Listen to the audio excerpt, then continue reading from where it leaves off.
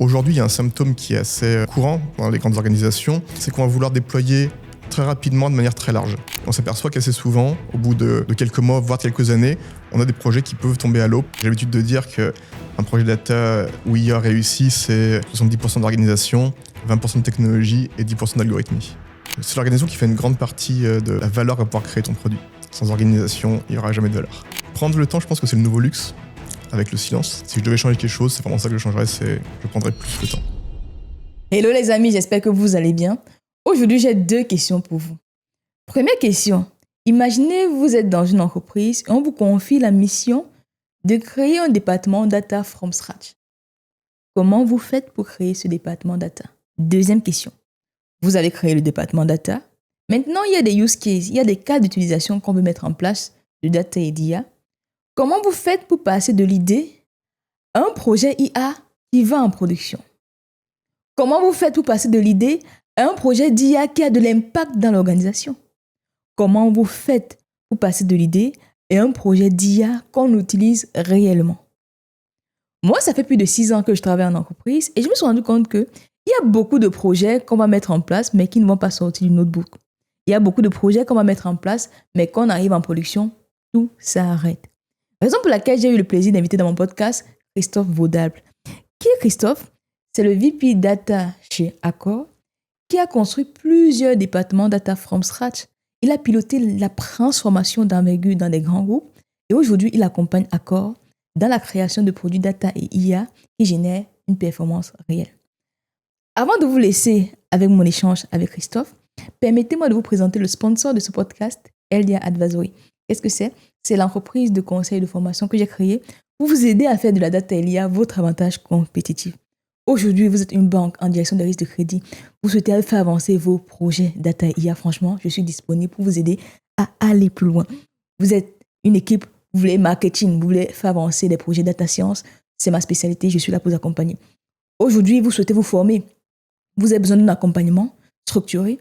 Je vous propose des programmes structurés étape par étape pour vous aider à faire de la data et l'IA votre avantage compétitif. Donc, si ça vous intéresse, vous cliquez sur le lien en description et avec plaisir, je vous recontacterai pour qu'on fasse ensemble de la data et l'IA votre avantage compétitif. Dernier point avant de vous laisser avec l'échange. Les amis, ma mission à moi, c'est de permettre à plus de 1 million de personnes à travers le monde à faire de la data et l'IA le meilleur allié. Pour cela, j'ai besoin de vous. J'ai besoin de vos likes. J'ai besoin de vos abonnements. J'ai besoin de vos partages parce que c'est comme ça qu'on aura réellement une communauté qui a de l'impact. Donc, je compte vraiment sur vous, sur les plateformes audio. Mettez 5 étoiles, les amis. 5 étoiles. Parce que c'est comme ça que des personnes comme Christophe auront aussi envie de venir partager l'expérience avec vous. Donc, likez, commentez, partagez. Vous avez réalisé les actions. Maintenant, place à ma discussion avec Christophe. Let's go! Bonjour Christophe. Bonjour Natacha. Merci d'avoir accepté mon invitation. Ça me fait plaisir de te recevoir sur le podcast. Avant de démarrer, est-ce que tu peux te présenter de la façon dont tu souhaites? Alors, je suis Christophe Vaudable. Ça fait maintenant une dizaine d'années que je bosse dans le monde de la data. Ouais. D'abord sur des fonctions de data scientist, ça c'était en 2012, et puis après progressivement sur des fonctions de management, avec mon actif 2 créations vraiment from scratch du département data et 3 transformations à grande échelle. Et quand je dis grande échelle, c'est dans des organisations de plus de 2000 salariés, avec des changements de modèle opérationnel et de la construction d'équipes. D'accord, super. Donc, parcours enrichissant. Tu étais sur le terrain, tu as me demandé de Cambouille en tant que data scientist. Tu as vu comment est-ce qu'on crée des équipes data et maintenant tu es sur la partie transformation. Et on va parler de cela en longuement dans le podcast. En regardant ton profil LinkedIn, je me suis rendu compte que tu as fait plusieurs secteurs. Tu as travaillé chez Wika notamment, tu as fait Pieds et Vacances. Et aujourd'hui, tu es chez Accor Hotel. Est-ce que tu peux m'expliquer un peu ce que tu as observé dans ces organisations-là? Quelles étaient les principales différences que tu as observées en termes data IA dans ces organisations ou les avantages aussi? Alors, comme tu l'as dit, c'est vraiment des entreprises qui sont extrêmement différentes, à la fois dans leur domaine et à la fois dans leur manière d'opérer. Quand on est dans une start-up, je dirais que le principal élément différenciant, c'est la vitesse, c'est la capacité à se mettre vraiment à l'état de l'art d'un point de vue technologique, d'un point de vue data. Et donc, on arrive à employer des méthodes extrêmement pointues très, très vite. Pour une raison très simple, c'est qu'on n'a pas d'héritage à gérer, on n'a pas de personnes à former, c'est généralement des profils beaucoup plus jeunes. Ouais. Et donc, tout ça fait que tout va très vite. À contrario, quand tu arrives dans une entreprise un petit peu plus grande, un petit peu plus installée, un petit peu plus historique, tu as des systèmes qui peuvent vieillir, tu as des équipes qui sont pas toujours formées à l'état de l'art, et surtout, tu as un écosystème extrêmement complexe à gérer. Écosystème de personnes, de fonctions et de technologies. Et donc, même si la finalité, à la fin, peut être vue comme étant la même, c'est-à-dire créer de la valeur avec de la data, avec de l'IA, on s'aperçoit qu'on a des méthodes pour opérer dans chacune de ces organisations qui sont assez différentes. Et d'ailleurs, je ne sais pas si tu l'as remarqué, on a finalement assez peu de passages de l'un à l'autre, c'est-à-dire assez peu de personnes qui ont débuté en start-up et qui finissent en grand groupe ou inversement. Oui, effectivement, et ton retour m'intéresse énormément parce qu'effectivement, toi, tu as fait la start-up. Et même, on dit, quand tu quittes des start-up avec grand groupe, le mindset n'est pas le même. Et quand tu dis des grands groupes et vers les start-up, le mindset est encore complètement différent. Comment toi, tu as vécu ces changements-là, justement? Wika, c'est une start-up, du coup. Wicar, qui est maintenant Touro, donc on peut considérer que c'est ça comme une start-up technologique, comme une scale-up. Et effectivement, des sociétés comme celles par lesquelles j'ai pu passer le sont beaucoup moins. Accor, évidemment, n'est pas du tout une start-up, comme tout le monde le sait. Encore une fois, je pense que la principale différence, c'est la complexité de l'écosystème. C'est beaucoup plus difficile d'aligner plusieurs centaines ou plusieurs milliers de personnes sur un objectif commun que d'aligner 50, 100 ou 200 personnes. Et c'est vraiment là, pour moi, la principale différence. C'est le poids de l'écosystème, je dirais, attiré, qui est extrêmement différent. Pour revenir à ta question, comment est-ce que je l'ai vécu? Probablement comme beaucoup de personnes, un petit peu dans la douleur, très honnêtement. Puisque quand tu viens d'un monde où tout va très vite, où tout est à l'état de l'art d'un point de vue technologique, tu ne te rends pas forcément compte qu'il y a d'autres univers où il faut prendre le temps d'expliquer beaucoup plus ce que tu fais et pourquoi tu le fais. Il faut prendre le temps de planifier à long terme le passage d'un mode de fonctionnement traditionnel à un mode de fonctionnement plus moderne. Et donc tout ça, finalement, ça a une dimension humaine beaucoup plus importante que ce qu'on peut avoir sur la partie startup. Ouais, ok. Donc moi, je te rejoins là-dessus. En fait, les startups, en réalité, ce sont des jeunes qui ont souvent tendance à aller très vite, à accepter le changement. Et moi qui viens du monde de la finance, je vois également justement la différence. Parce que dans le monde de la finance, ce sont des entreprises qui sont là depuis des centaines d'années, donc qui ont des systèmes qui sont parfois anciens. Il faut intégrer des nouvelles technologies dans le domaine. Du coup, ça me pose justement à te demander qu'est-ce qui fait la différence entre justement une entreprise dans les entreprises dans lesquelles tu as été, la donnée était toujours au cœur ou pas? Est-ce que toutes ces entreprises-là avaient compris l'importance de la data, mettaient en place des cas d'usage ou pas? Alors, l'importance de la data, quel que soit l'environnement, en général, les dirigeants ont l'intuition que ça va leur apporter quelque chose. Okay. Ils savent qu'ils peuvent créer de la valeur avec. Maintenant, ce qu'ils mesurent pas toujours, et c'est très vrai dans les grosses structures, c'est le coût que ça va générer, encore une fois, en termes d'organisation humaine, technologique et en termes de transition. Ça, c'est quelque chose qui est souvent assez mal apprécié. Et je dirais que c'est ce qui conduit assez souvent aussi à l'échec de ce genre de transformation. Aujourd'hui, il y a un symptôme qui est assez courant dans les grandes organisations, c'est qu'on va vouloir déployer très rapidement de manière très large. Donc, c'est-à-dire sur un ensemble de sujets extrêmement variés, extrêmement différents les uns des autres.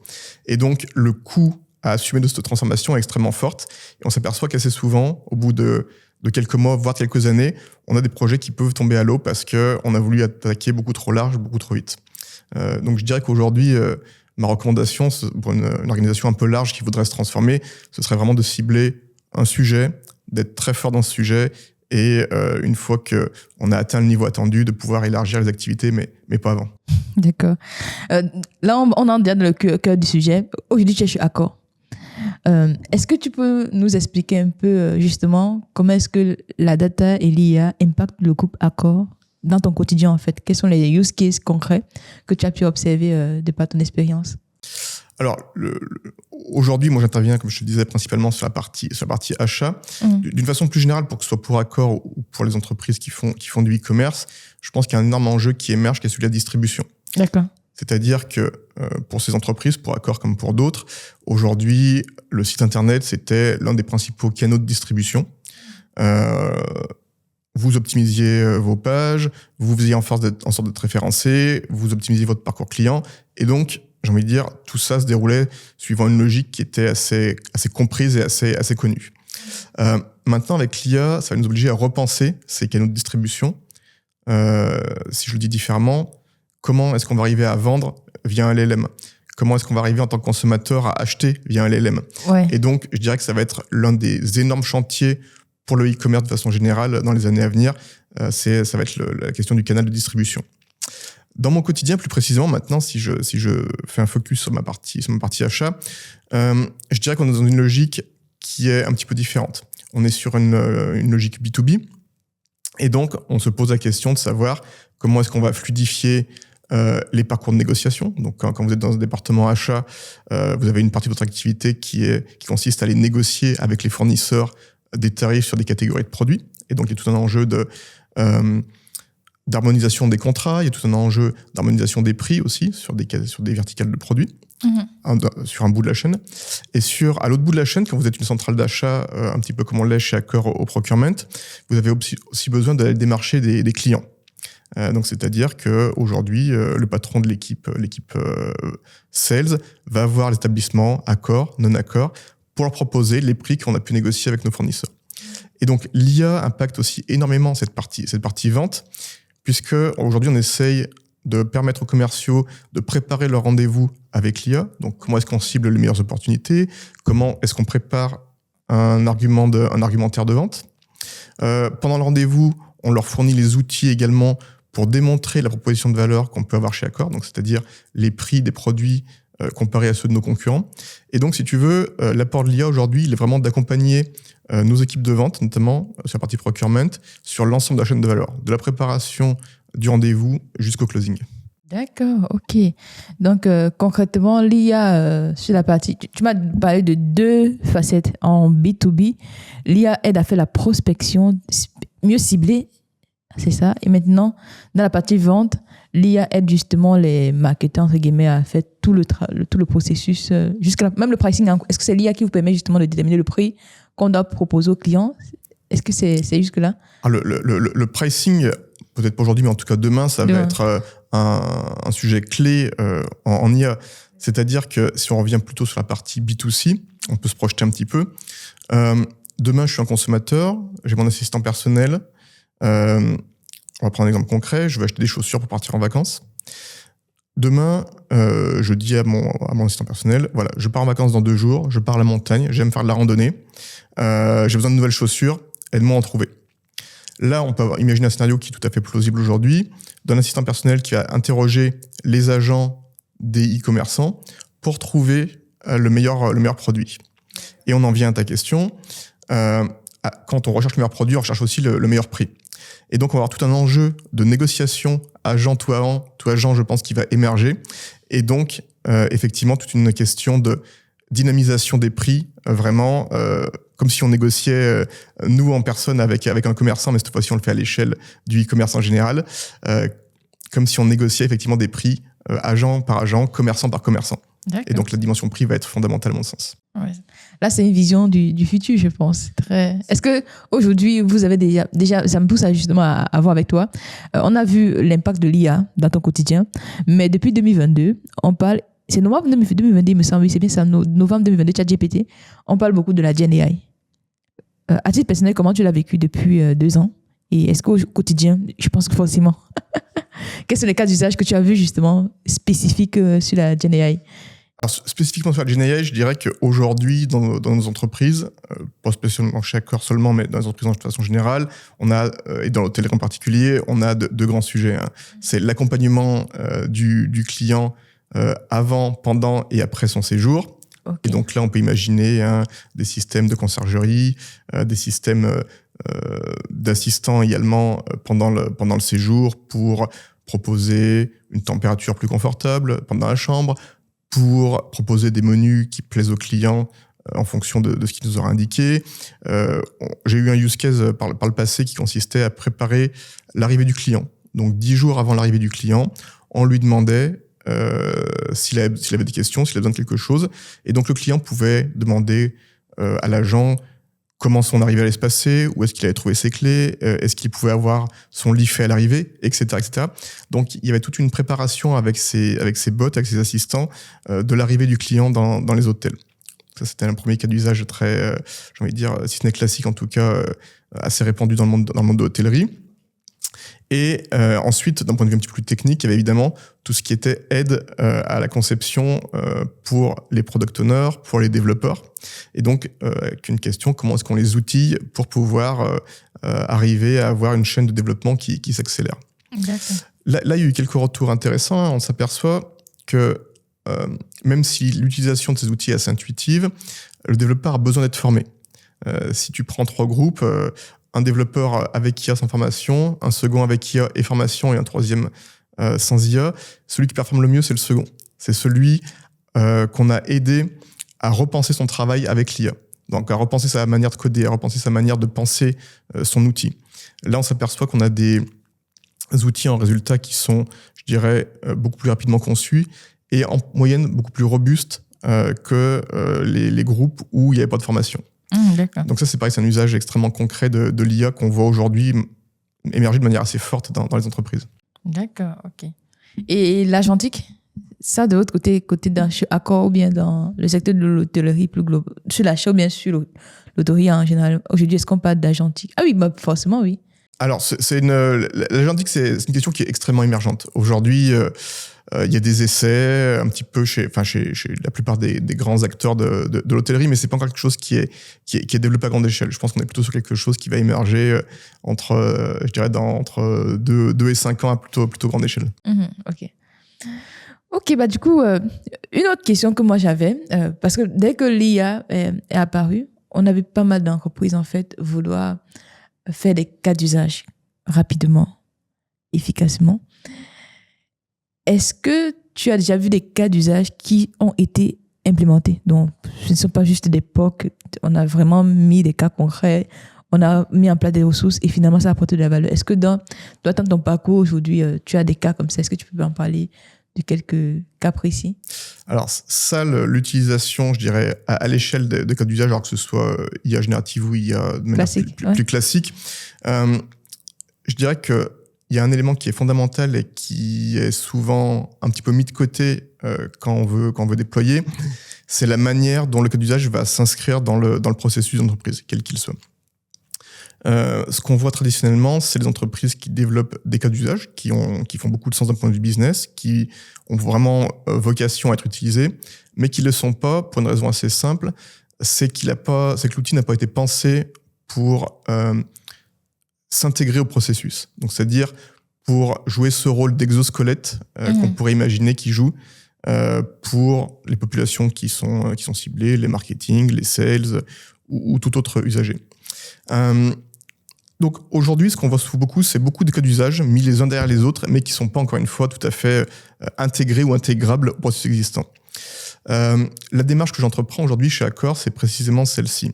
C'est de décortiquer les processus existants et de voir de manière extrêmement chirurgicale à quel moment je peux venir m'inscrire dans ce processus sans bouleverser le quotidien de la personne, sans remettre en cause l'ensemble de l'organisation, mais plutôt vraiment, encore une fois, venir comme un support, comme un exosquelette à ces processus.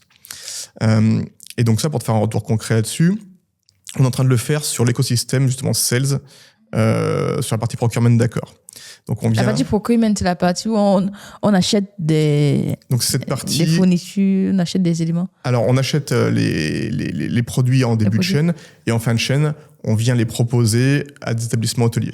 D'accord. Okay. Et donc, pour ça, on a besoin d'une équipe sales. D'accord. Et donc, c'est cette équipe sales qu'on vient vraiment épauler avec nos produits data. Comme je te disais tout à l'heure, pour les aider à mieux cibler en avant-vente les clients, préparer l'argumentation commerciale, démontrer notre offre de valeur, donc principalement pour démontrer qu'un produit va être moins cher chez Accor que chez notre concurrent. Et puis après aussi pour toute la partie care, où on va venir vraiment s'assurer que le client a bien ce dont il a besoin et qu'il est suffisamment en contact avec nos équipes commerciales. Ok. Donc finalement, pour toi aujourd'hui, la raison pour laquelle les projets d'IA ne vont pas à l'échelle, c'est parce qu'on veut tout faire et on ne les intègre pas directement dans les processus métiers. Et toi aujourd'hui, ton objectif, ce n'est pas d'aller très vite, parce que ça avance très vite, mais plutôt déjà parmi ce que les métiers, les sales ou bien autres font, à quel moment je m'insère dans le processus pour leur permettre d'apporter le maximum de valeur. Exactement. Si tu veux, j'ai pas un plan de développement qui soit horizontal, mais plutôt vertical. C'est-à-dire qu'on cible un domaine, on devient très bon dans ce domaine grâce à la data, grâce à l'IA, et vraiment en travaillant sur, j'irais presque jusqu'à dire, jusqu'à sur l'expérience utilisateur. C'est-à-dire cette méthode, cette fonction qui permet aux équipes d'utiliser concrètement le produit dans leur quotidien. Et si le produit, ça doit être un fichier Excel, ce sera un fichier Excel, le sujet n'est pas là. Ouais. Mais il faut vraiment que ce soit quelque chose qui s'inscrive dans leur quotidien et où on n'ait pas besoin de mener une transformation de 6 mois pour que ce soit utilisable. Ouais. Et là, je suis curieuse de savoir, quand tu parles depuis des équipes, tes interlocuteurs aujourd'hui, quel est le profil? Est-ce que ce sont des personnes qui sont technophiles ou plutôt des personnes métiers qui ne sont pas forcément très au courant de ce qui se passe d'un point de vue technique? De par mes fonctions aujourd'hui, je parle un petit peu avec ces deux mondes. Évidemment, avec mes équipes de data scientists, data ingénieurs, donc tous les profils qu'on connaît. Et puis de l'autre, avec toutes les parties prenantes métiers. Avec nos équipes de vente, avec nos équipes de controlling, avec nos équipes de catégorie management. Et là-dedans, comme tu le disais, il y a des gens qui sont technophiles, d'autres qui le sont beaucoup moins. Mais le but du jeu, encore une fois, c'est de servir tout le monde. C'est-à-dire qu'une fois qu'on a décidé qu'un processus pouvait être augmenté avec la data, avec l'IA, quel que soit le profil de l'utilisateur, on y va. Pour certains, on aura travaillé beaucoup plus sur cette partie expérience utilisateur pour rendre l'outil extrêmement simple, extrêmement utilisable. Une métaphore que je prends souvent, hein, mon rêve, c'est d'avoir un app store de produits data au sein d'une fonction. Qu'on puisse vraiment venir piocher la petite application qui va venir t'aider dans ton quotidien. Donc c'est vraiment ça la philosophie. Et pour qu'une application elle fonctionne, il faut qu'elle soit très simple et qu'on n'ait pas besoin de lire une documentation de 300 pages pour l'utiliser. Et donc c'est vraiment cette démarche-là que je pousse aujourd'hui. D'accord, ok. Effectivement, parce que si on a besoin de former des personnes à utiliser... Bon, on a toujours besoin d'être... Même quand c'est simple, on a besoin d'être formé, mais si le temps de formation est long, ça décourage pas mal d'utilisateurs et ça empêche justement l'adoption de l'outil. Et évidemment, si on fait perdre plus de temps que l'on en fait gagner à la personne à cause de la prise en main, à cause du besoin de formation, on a perdu immédiatement la personne en face et il aura bien raison. Donc ça, aujourd'hui, si tu veux, par exemple, je fais bosser des designers. Le but du jeu, c'est qu'on ait vraiment des produits avec une interface qui soit aussi simple que celle que tu peux avoir sur WhatsApp, pour que ce soit utilisable, encore une fois, et qu'il n'y ait pas un temps d'adoption qui soit très long. Ok. Justement, dans ton profil LinkedIn, dans ton parcours, je me rends compte que tu as eu à créer, tu l'as dit d'ailleurs au début, plusieurs fonctions data. Donc, on va prendre un scénario. Imagine une entreprise aujourd'hui qui n'a pas forcément encore un département data et qui veut justement créer son département data pour avoir des cas d'usage et avoir de la valeur, le fameux ROI dont on parle. Comment est-ce que tu t'y prends souvent dans ces situations? Alors, la question est intéressante puisque je pense qu'aujourd'hui, je me prendrai totalement différemment de ce que j'ai pu faire par le passé. Okay. Par le passé, finalement, tout était assez clair. On avait des rôles et des fonctions qui étaient assez identifiés. Et tout l'enjeu, c'était d'arriver à faire travailler les gens ensemble avec des sujets comme l'UX, avec des sujets comme tout ce dont on vient de parler. Aujourd'hui, on a des frontières entre les métiers qui s'effacent, notamment du fait de l'IA. Aujourd'hui, dans ton quotidien, tu es contrôleur de gestion, tu peux faire énormément de choses en analyse de données, simplement en promptant. Et donc, je dirais que si j'avais à reconstruire un département data aujourd'hui, ce serait en tenant compte de l'effacement de ces frontières. Donc, c'est-à-dire que, oui, je recruterais évidemment des spécialistes de la data et de l'IA pour mes équipes, mais je dirais qu'il y aurait une attention extrêmement forte qui serait portée sur les synergies et les complémentarités à apporter avec les métiers.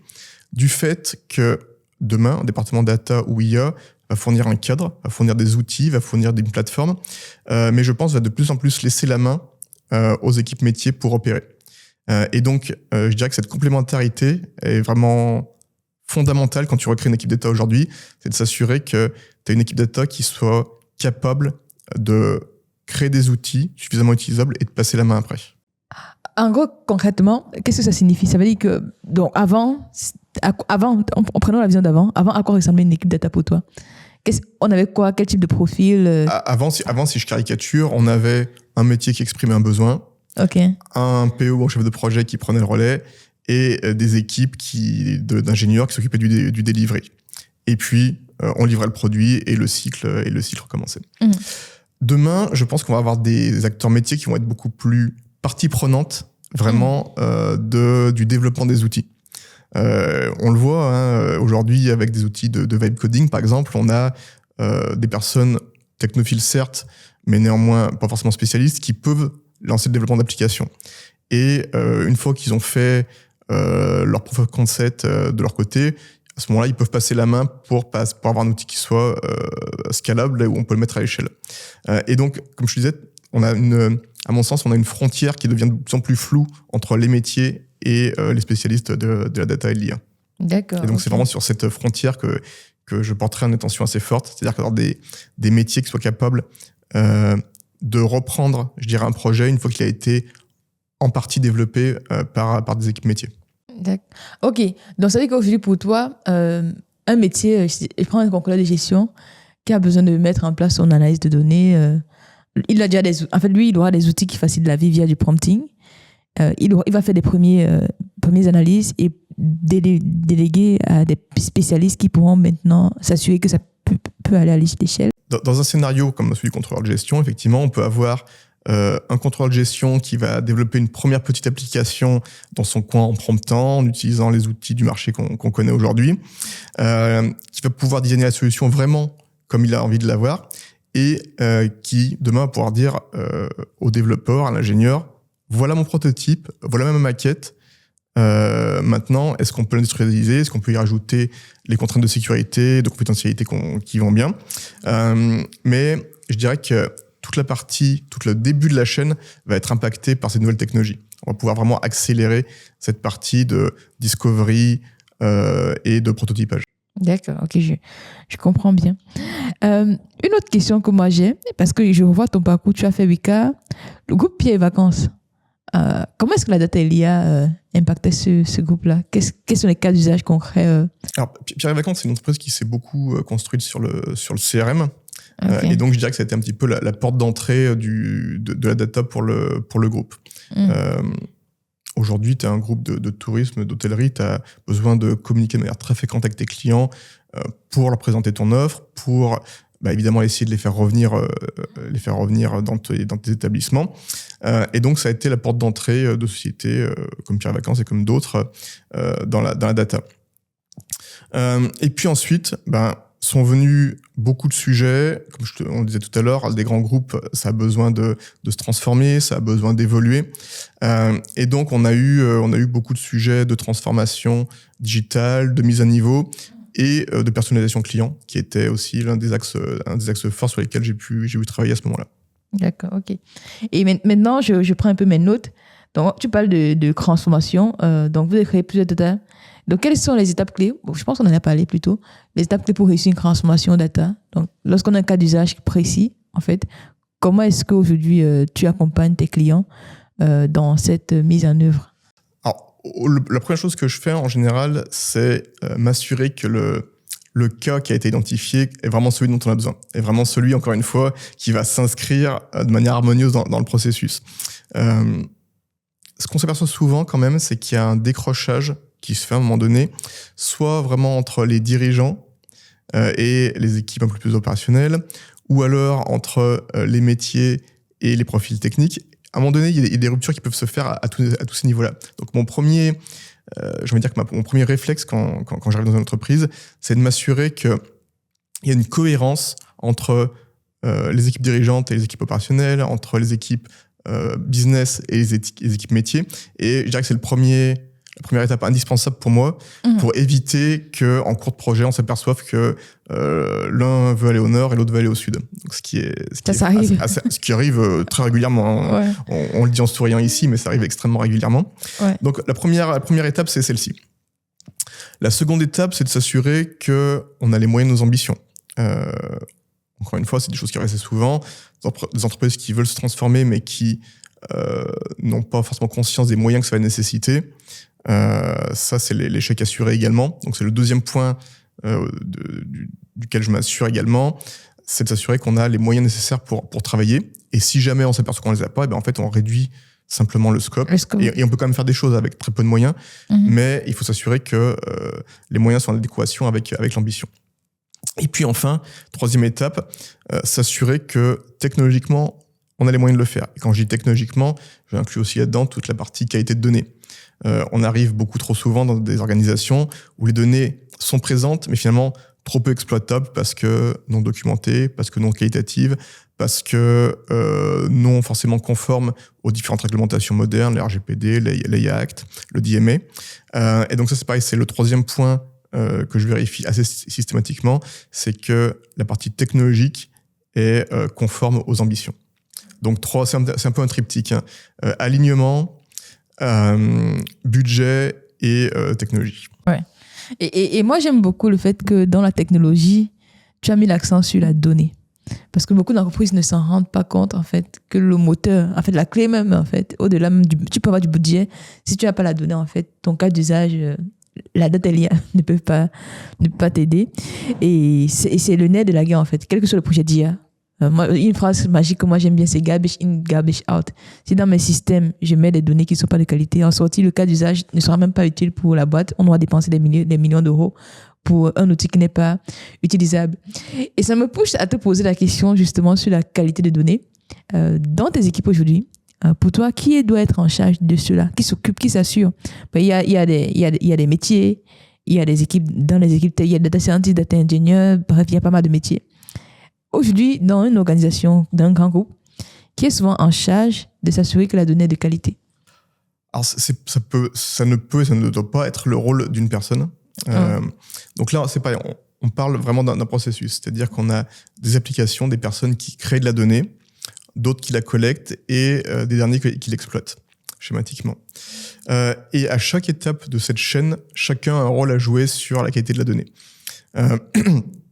Schématiquement, hein, plus tu attaques ce problème tard dans la chaîne de valeur, plus il est coûteux et plus il est complexe à aborder. Donc, si je schématise encore une fois, les créateurs de données, donc c'est-à-dire les applications ou les personnes, sont responsables, ou devraient l'être en tout cas, devraient être responsables du niveau de qualité qui sort de l'application quand elle est collectée. Donc là, on parle vraiment des systèmes opérationnels de réservation, de gestion des prix, des sites, etc. Donc on a vraiment des gens qui devraient être honneurs à l'intérieur de ces systèmes-là de la qualité de la donnée. Second type de personnes, eh bien, c'est nos équipes data qui la collectent et qui l'agrègent. Donc eux sont garants, évidemment de ce qui rentre avec des contrôles à l'entrée, mais ça normalement, ça devrait être pris, comme je te le disais, plutôt par d'autres personnes. Sont garants de données à l'entrée, de la qualité de la transformation qu'ils font et des produits finis qu'ils exposent. Donc là, c'est les rôles qu'on connaît de Data Steward, c'est aussi les sujets des équipes gouvernance. Et une fois que ces produits sont exposés, il y a les usagers et eux ont également un rôle à jouer. C'est-à-dire qu'ils doivent être à leur tour, je dirais, garants des résultats, des analyses, des conclusions qu'ils vont faire. Et donc ça implique effectivement des contrôles aussi en continu sur le niveau de la qualité. Donc tu vois, à ta question, qui doit être responsable, je dirais tout le monde. Les producteurs, ceux qui transforment et agrègent et les exploitants finaux. Chacun a un rôle à jouer là-dedans. S'il y a un maillon de la chaîne qui est défaillant, je dirais que c'est tout l'édifice qui s'écroule parce que on va louper des choses et on va s'apercevoir que des données non qualitatives arrivent dans les produits finis. Ouais, ça j'adore. J'aime bien cette division-là. Parce qu'il y a un risque. Si on dit que tout le monde doit s'occuper de la qualité des données, en fait, finalement, personne ne s'en occupe. Alors que dans ta vision, ce que moi j'aime beaucoup, c'est le fait que tu responsabilises chaque maillon, en fait. Moi qui collecte la donnée, au moment de la collecte, je m'assure quand même que il y a peut-être des garde-fous qui ont été mis en place pour que la collecte soit bien faite. En tant que data steward, lorsque je vais agréger, je m'assure que l'agrégation que je mets en place, elle est de qualité. Moi, en tant que data scientist, lorsque j'utilise la donnée, je m'assure quand même qu'elles sont complètes, elles sont de qualité. Donc, franchement, j'aime bien le process global. Une question qu'on n'a pas préparée, qu'est-ce qui t'a le plus surpris, justement, en entreprise, depuis que tu travailles dans la donnée, quand tu accompagnes les entreprises dans leur transformation data IA? Qu'est-ce qui t'a le plus surpris? Ce qui m'a le plus surpris, c'est de voir le niveau d'attente qu'on avait sur ces sujets de data IA. C'est-à-dire qu'on a encore beaucoup de beaucoup de dirigeants, souvent, qui pensent que ça va être le problème à l'ensemble de leur organisation. On va vendre mieux, on va vendre plus cher, on va vendre plus vite, et tout ça va être réglé avec l'IA. On va prendre des décisions éclairées grâce à l'IA. C'est super. Souvent, le raccourci qui est fait là-dedans, c'est qu'on n'a pas besoin de transformer les organisations pour le faire. C'est qu'on peut continuer comme avant, et on va simplement rajouter une surcouche à tout ça, et tout va mieux fonctionner. Et ce qui me surprend encore aujourd'hui, effectivement, c'est, je dirais, peut-être un petit manque de prise de conscience sur le fait qu'une organisation qui, à la base, est défaillante ne marchera pas mieux avec de la data, avec de l'IA. Ce sera peut-être même pire, d'ailleurs, parce que ça va créer du bruit. Et donc, ça, c'est partie des points qui me surprennent un petit peu en continu depuis 10 ans maintenant. Mais ça, c'est lié au... Comment dirais-je? Aujourd'hui, on vend beaucoup l'IA générative, en fait, comme la solution miracle. C'est pas ce que toi, tu penses de l'AGI, justement, l'intelligence artificielle qui va dépasser l'être humain. Et je pense que les dirigeants, quand ils écoutent ces discours, ils pensent en fait que c'est la solution miracle à tous leurs problèmes. Une fois qu'on aura de l'IA, tu vas même voir en fait les startups, même les entreprises. Nous sommes AI data driven. Enfin, juste pour être à l'état de l'art, mais en réalité, il y a encore pas mal de points à mettre en place. Donc, ta surprise, c'est ça, c'est le décalage entre ce que la data et l'IA peut faire réellement et les attentes de... Tout à fait. Et d'ailleurs, tout l'écosystème d'influenceurs, de démarches commerciales alimente ce fantasme-là. C'est-à-dire que aujourd'hui, tu as des éditeurs qui te promettent monts et merveilles avec leur outil IA. Oui, ça a de la valeur, oui, ça apporte plein de choses, mais encore une fois, la clé de voûte de tout ça, c'est l'organisation. J'ai l'habitude de dire qu'un projet data où IA réussit, c'est 70% d'organisation, 20% de technologie et 10% d'algorithmie. Wow. En fait, c'est l'organisation qui fait tout, en fait, finalement. C'est l'organisation qui fait une grande partie de la valeur à pouvoir créer ton produit. Sans organisation, il n'y aura jamais de valeur. D'accord. Et du coup, ça me pousse à te poser la question. Imaginons, aujourd'hui, tu as 1 million d'euros à investir dans la data. OK? Quel est, selon toi, le premier sujet, le sujet le plus important sur lequel tu vas investir? Très bonne question. Alors, si j'avais 1 million aujourd'hui, je pense que j'attaquerais un sujet ou un des sous-sujets, la distribution dont on parlait tout à l'heure. Donc, on repose le contexte. On a une entreprise de e-commerce.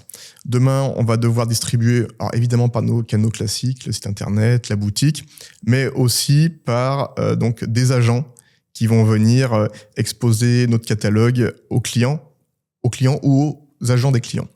Et donc, ce dialogue machine to machine, je pense que ça va être un segment extrêmement important. Et je dirais que si je devais investir, c'est vraiment là-dessus que j'investirais. Qu'est-ce qu'on peut imaginer comme sujet? Il y en a plein. Il y a donc comment est-ce que en tant que e-commerçant j'expose mon catalogue. Aujourd'hui, on s'aperçoit que on a quand même beaucoup d'acteurs qui ont des catalogues qui sont pas forcément structurés pour être exploités par un LLM de manière efficace en tout cas. Et donc je dirais que c'est une première idée d'investissement qu'on pourrait avoir, c'est comment est-ce que j'aide les entreprises à devenir LLM compliant au niveau de leur catalogue de produits. Deuxième idée. Et quand tu dis LLM compliant, ça veut dire quoi? Est-ce que ça a à voir... Je sais que sur Internet, on a le SEO, Search Engine Optimization. Et aujourd'hui, je vois beaucoup de personnes qui parlent de JIO. En gros, comment est-ce que j'arrive à être bien positionné par rapport à... Par exemple, quand moi, je fais des recherches, aujourd'hui, je m'en vais sur ChatGPT, quel est le meilleur médecin traitant de l'Île-de-France, je dis n'importe quoi. Ça me met un peu dans la liste et j'ai choisi. Donc, beaucoup d'entreprises misent cela. Est-ce que c'est la même chose, en fait, par rapport aux e-commerçants? Quand tu parles de LLM compliant. Alors, il y a une question de référencement qui est fondamentale. Aujourd'hui, tout le monde se pose énormément de questions sur le moyen d'être référencé par un LLM. Il y a énormément de problématiques et c'est extrêmement difficile parce que tu t'aperçois que les LLM modernes, d'une part, ils ont des sources de données ou de références qui sont beaucoup basées aux États-Unis.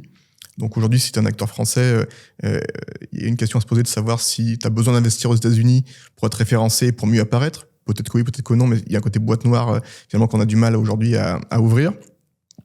Il y a le côté de la structuration de l'information. Aujourd'hui, on a des contenus qui, comme tu disais, optimisés pour le SEO. Est-ce que demain, pour un LLM, ce sera suffisant? C'est pareil, c'est des questions que beaucoup de gens se posent. Et donc, la question du référencement, oui, est fondamentale. Donc, la visibilité qu'on va arriver à donner sur les LLM à nos produits est fondamentale. Mais c'est un domaine sur lequel on se cherche énormément. Et je pense qu'il va encore beaucoup bouger dans les années à venir. D'accord. Et donc, si on revient sur le cas que tu décrivais, du site e-commerçant qui doit être LLM compliant, qu'est-ce que toi tu mettais dans... Ça veut dire quoi être LLM compliant pour un site, pour un e-commerçant? Pour un site ou un e-commerçant, ça veut dire être capable d'exposer mon produit, mes produits évidemment. Donc ça, c'est vraiment le basique, être visiblement visible et compréhensible par un LLM. Ça veut dire être capable de répondre aussi à un enjeu de négociation. Demain, j'ai mon agent personnel, il cherche ma paire de chaussures, il va aller interroger 2, 3, 4, 5, 6 e-commerçants, et là-dedans va rentrer en compte évidemment le produit en tant que tel, mais également le prix. Et donc être LLM compliant, c'est aussi, j'ai envie de dire, réussir à monter cette brique de négociation machine to machine qui ne manquera pas de se produire au moment où le LLM va faire sa recommandation. Okay. Donc toi, tu penses que ça sera possible? Est-ce que tu as un horizon? S'il fallait que tu donnes un horizon, le dialogue machine to machine, toi, tu miserais sur quoi en termes de... Je sais que tu n'as pas de boule de cristal pour imaginer, mais... Alors, si je prends ma boule de cristal, je verrais bien ça émerger, je dirais, dans les 2 ans à venir. 2 ans? On n'est pas dans un futur très lointain, on est sur quelque chose qui est quasiment prêt à être lancé, à mon sens. Il manque le dernier kilomètre pour... encore une fois, rajouter ces couches de compliance, ces couches de sécurité, de confidentialité qui sont fondamentales. Néanmoins, technologiquement, je pense qu'on n'est pas loin. On est vraiment, c'est vraiment à portée de main. Donc, j'imagine bien voir émerger ce type d'utilisation, je dirais, dans les 2 ans. Et puis, comme souvent, ça va être une montée en puissance assez progressive. C'est-à-dire que au début, ça va être peut-être quelques pourcents du e-commerce qui vont être impactés, et puis de plus en plus au fil des années. Okay. Donc, si on prend le cas de e-commerce avec moi en tant qu'utilisatrice, j'aurai aussi mon LLM qui va sur le site d'e-commerçant, qui challenge le LLM du site de commerçant et qui m'aide à faire l'achat. Exactement. Le e-commerçant aura son agent, tu auras ton agent, et chacun des deux va venir challenger l'autre sur la qualité du produit, sur le prix et sur l'ensemble des conditions de vente. Ok. Bon, j'ai hâte. Dans 2 ans, je te réinvite sur le podcast. Notez bien ça. Il nous a dit 2 ans, donc dans 2 ans, on te réinvite. Ok. Donc maintenant, on va parler du futur des organisations. Bon, là, tu as déjà commencé à aborder. Quelles sont, selon toi, les prochaines étapes? Ok, en termes de... cette année, c'était la data, l'IA, l'agentique. Dans les grandes entreprises que tu as vues, c'est quoi les prochaines étapes, les next steps, s'il fallait se positionner en termes dans la transformation data IA? Alors, je pense vraiment que la data, l'IA, ça va devenir un avantage concurrentiel pour beaucoup de choses. Un avantage pour commencer, et puis si c'est quelque chose que tu n'as pas développé au fil des années, vraiment un boulet que tu vas traîner. Donc, il y a plusieurs choses. Il y a, je dirais, en première instance, comment est-ce que je refonds, et encore une fois, je repars sur l'organisation, je refonds mon organisation à l'aune de l'IA. Comment est-ce que je revois mes fiches de poste? Demain, qu'est-ce que ça veut dire être un product owner à l'ère de l'IA? Qu'est-ce que ça veut dire être un développeur à l'ère de l'IA? Qu'est-ce que ça veut dire être un marketeur à l'ère de l'IA? Donc ça, c'est quelque chose qui est fondamental, qui va prendre un temps énorme, où les organisations vont être obligées de revoir leur processus, de former les personnes, de revoir leurs règles de compliance. Donc c'est un sujet vraiment énorme, mais qui va être nécessaire. Donc je dirais que le premier pilier du changement va être ici. Et le second pilier, et j'y reviens, on a déjà parlé plusieurs fois, c'est vraiment être la distribution. Comment est-ce que je fais en sorte, en tant qu'entreprise, de savoir parler à l'agent de mon client? Peut-être plus directement mon client, mais à l'agent de mon client. Et donc, ça veut probablement aussi dire rediriger des investissements qui étaient traditionnellement sur les canaux classiques, le e-commerce, le site, etc., vers des budgets qui soient plus LLM oriented. Ok, super. Donc, le premier enjeu, derrière moi, ça me parle beaucoup parce qu'effectivement, je pense qu'à titre, tout le monde devrait se poser la question parce que l'IA, ça fait 2 ans qu'on a... Bon, moi, je fais de l'IA depuis longtemps, mais ça fait depuis 2 ans que le grand public se saisit de la question. Et je pense qu'à tous les postes, quel que soit le poste, même en tant que VP Data aujourd'hui, à quoi ressemble? C'est quoi un VP Data à l'aide de l'IA? Est-ce que tu t'es posé la question? Je me suis posé la question et je pense qu'un VP Data à l'ère de l'IA, ça veut dire tout ce qu'on s'est dit depuis le début, ça veut dire revoir la manière de travailler les équipes, ça veut dire revoir mes interactions aussi avec les métiers. On le disait, on a des métiers qui aujourd'hui sont vraiment au nord de leurs agents IA, au nord de leurs produits IA, et donc comment est-ce que moi je suis là pour les aider à aller encore plus loin et aller encore plus vite. Ça veut aussi dire des équipes qu'il faut former.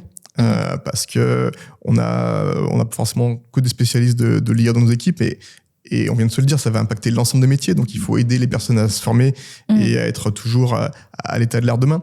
Et donc, c'est un petit peu tout ça. Je dirais, être VP Data aujourd'hui, c'est être capable de mieux accompagner les clients qui vont être plus autonomes, les clients internes, être capable d'accompagner les changements d'organisation et être capable d'accompagner également les équipes pour la formation. En tant que VP Data, pour toi, quelles sont les compétences pour les leaders de la data et l'IA de demain? Quelles sont les compétences que, en tant que ceux qui sont VP, Chief Data Officer, bref, que en tant que dirigeant, on doit, s'il fallait choisir une compétence clé à développer à cette aide de IA, ce sera laquelle pour toi? Alors, sur des postes de VP ou de CDO, je pense qu'il y a une compétence fondamentale qui est de comprendre ce qu'est une entreprise et comment marche fondamentalement une entreprise. Parce que une fois que tu as compris ça, tu as compris comment sont construits les budgets pour l'investissement, tu as compris comment est construite l'organisation humaine, tu as compris comment est distribué le produit. Et je dirais qu'au-delà des compétences techniques qui sont évidemment fondamentales parce qu'il faut comprendre, il faut savoir parler avec les équipes, et il faut savoir le traduire vis-à-vis des autres C-level ou des autres fonctions métiers. Mais je dirais que la compréhension profonde de comment marche l'entreprise, c'est aujourd'hui ce qui peut paraître comme un soft skill est en fait un hard skill, très clairement, pour ces rôles de VP ou de CDO. Et si je me place dans mon audience, il y a pas mal de data scientists, data engineers, des personnes qui sont plutôt début de carrière, milieu de carrière. Pour eux, selon toi, sur quelles compétences ils doivent miser s'ils souhaitent avoir plus d'impact dans l'organisation? Je pense qu'il faut qu'ils intègrent vraiment leur routine de développement l'IA. Aujourd'hui, je suis un ingénieur, je connais mon cycle de développement, je sais comment construire mes pipelines.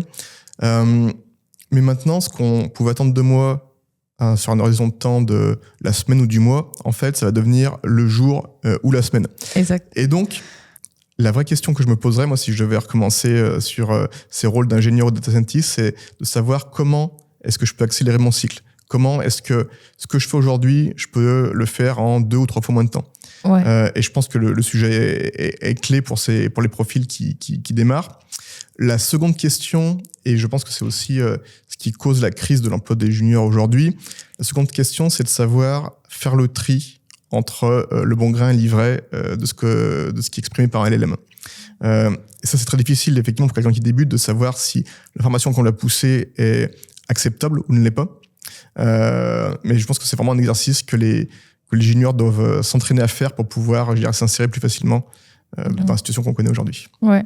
En gros, 2 compétences clés: augmenter sa productivité à l'aide de l'IA parce qu'on va attendre plus, d'aller plus vite, et 2, faire le tri. Et ça c'est très important. Ok Christophe, je pense qu'on arrive déjà à la fin de ce podcast.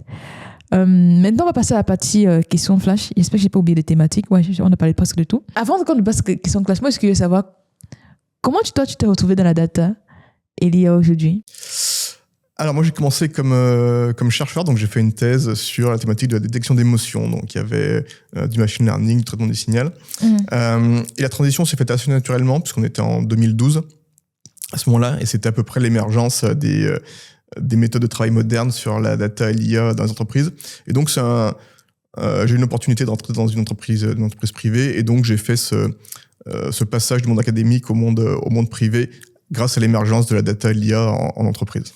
D'accord, ok. Donc, tu passes de la recherche à l'opportunité.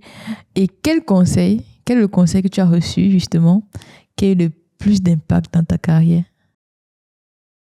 C'est un de mes anciens managers qui m'a dit ça, et au moment où je prenais justement des rôles managériaux, et qui m'a dit apprends à bien t'entourer. Ah, ça, c'est la deuxième fois qu'on me le dit dans le podcast. C'est vraiment fondamental. Tout seul, vous ne faites rien, c'est une évidence. Par contre, construire un écosystème autour de vous de personnes qui sont compétentes et qui savent travailler ensemble, et ce point-là est fondamental, hein, c'est vraiment l'un des fondamentaux du rôle de management, c'est d'arriver à faire bosser les gens ensemble. Ces personnes qui ont à la fois des compétences techniques solides, mais également des compétences humaines fortes, je pense que c'est la clé de voûte. Et donc ce conseil, apprends à bien t'entourer, tous les jours, j'en mesure la valeur. Ouais, la semaine dernière, j'ai publié sur le podcast l'interview avec Guillaume Durand, qui est CDO chez LCL. Et c'est exactement ce qu'il m'a dit. Il m'a dit, en fait, le conseil qui a le plus d'impact dans sa carrière, c'est justement, comment est-ce qu'il a formulé? C'est réussir justement à travailler avec des personnes qui ont Puis sont plus compétentes que toi en plus. Sur leur vertical, leur faire confiance et les laisser avancer. Et toi, justement, tu mets les conditions pour qu'ils arrivent à... Donc, je comprends que clairement, c'est la clé. À titre personnel, c'est ce qui m'a semblé le plus dur quand j'ai fait cette transition vraiment du rôle de contributeur individuel à ce rôle de manager, c'est d'apprendre à déléguer. Et pour apprendre à déléguer, il faut avoir des personnes en qui tu as confiance. Alors, quand tu as la chance de construire from scratch, tu peux choisir les personnes à qui tu veux travailler. Et donc, ça, je dirais que c'est la partie facile de l'exercice. La partie plus difficile, c'est quand tu reviens dans une organisation et qu'il faut arriver à composer avec une équipe qui a ses habitudes, avec une organisation qui a sa culture, et d'arriver, j'ai envie de dire, à choisir les bonnes personnes sur lesquelles t'appuyer pour pouvoir justement construire cet écosystème cohérent. Donc ça, c'est vraiment une dimension fondamentale et assez difficile, je trouve, de ce rôle de management. D'accord. Merci beaucoup pour ton retour. Et aujourd'hui, quelle est l'innovation en IA qui t'inspire le plus? Aujourd'hui, si je devais en choisir une, je dirais que c'est tout ce qui est application dans le domaine médical, et notamment tout ce qui est exploitation des ondes cérébrales. Alors la plus connue, c'est celle c'est Neuralink aujourd'hui, mais il y a plein d'autres initiatives en France et dans le monde à ce sujet. Et c'est vraiment quelque chose que je trouve impressionnant, puisqu'on a vraiment une IA au service, j'ai envie de dire, du bien-être ou du mieux vivre, et qui permet d'améliorer la vie en tout cas, il y a le potentiel d'améliorer la vie de plusieurs centaines de millions de personnes. Et donc aujourd'hui, je dirais que c'est vraiment l'une des applications qui m'impressionne le plus. Super, IA dans la santé. Et une question que moi j'aime bien, dans ton parcours, ok, tu étais dans la recherche, aujourd'hui tu es VP Data dans le groupe Accor. Avec le recul, s'il y avait quelque chose que tu devais faire différemment, qu'est-ce que tu ferais différemment? Je prendrais plus le temps. Oh. Je prendrais plus le temps, puisque si tu fais le bilan des 12 dernières années, j'ai enchaîné plein de choses, j'ai construit de manière un petit peu frénétique par moment, et paradoxalement, ce que j'ai construit vite, ça a pu avoir comme effet de bord cassé à côté. Et donc, prendre le temps de plus parler aux interlocuteurs, prendre le temps de mieux comprendre ce que chacun a réellement envie de faire, c'est vraiment cette partie-là que je changerais dans ma manière de faire si je pouvais revenir 4, 5, 6 ans en arrière. Prendre le temps. Et tu dis, dans cette génération où nous, on a envie que ça aille, je dis nous, je pense surtout la Gen Z, encore plus envie d'aller très vite. Prendre le temps, ça c'est... Ouais. Prendre le temps, je pense que c'est le nouveau luxe, avec le silence. C'est prendre le temps de se poser pour parler, pour comprendre, et prendre le temps pour réfléchir. Je pense que c'est vraiment la valeur rare, tu l'as dit, des années à venir. Et donc, si je devais changer quelque chose, c'est vraiment ça que je changerais, je prendrais plus le temps. Je fais un podcast qui dure 1 heure et il y a beaucoup qui n'arrivent pas à tenir en 1 heure. En 1 heure. Donc, bravo à vous qui arrivez à prendre le temps de suivre cette conversation, franchement. Et pour terminer, s'il y avait une seule ressource que tu aimerais offrir à tout le monde, s'il y avait un livre que tu devais offrir à tout le monde, quel livre tu aimerais offrir? J'ai beaucoup aimé le livre Sapiens, qui est sorti il y a quelques années. Et je trouve que c'est une analyse super intéressante de l'homme en tant qu'homme au fil des âges. Super. Sapiens, vous avez le lien en commentaire. Merci beaucoup, Christophe, pour cette masterclass que tu nous as fait. J'ai beaucoup appris. J'ai surtout beaucoup aimé les conseils que tu as donnés. Je note à titre personnel déjà. Ça va bien s'entourner, ça me parle. Et aussi prendre le temps, ça me parle aussi. Donc, je te remercie beaucoup pour ton intervention. Merci, Natacha. Merci. Vous également, prenez le temps et l'habitude justement de vous entourer des personnes qui sont meilleures que vous pour pouvoir progresser. Donc, n'hésitez pas à me dire en commentaire qu'est-ce que vous avez appris. Moi, je vous ai dit ce qui m'a marqué. Donc, si vous êtes ici, vous faites partie des rares personnes qui arrivent jusqu'à la fin du podcast. Mettez dans le commentaire « Je suis là ». Ça me ferait plaisir de voir toutes les personnes qui sont arrivées jusqu'à la fin. Vous likez, vous commentez, vous partagez. Et surtout, si vous souhaitez voir l'interview avec Guillaume Durand, ça s'affiche juste là. Alors, regardez l'interview avec Guillaume Durand et nous, on se dit à très bientôt pour un nouveau podcast. Prenez bien soin de vous et à bientôt. Bye.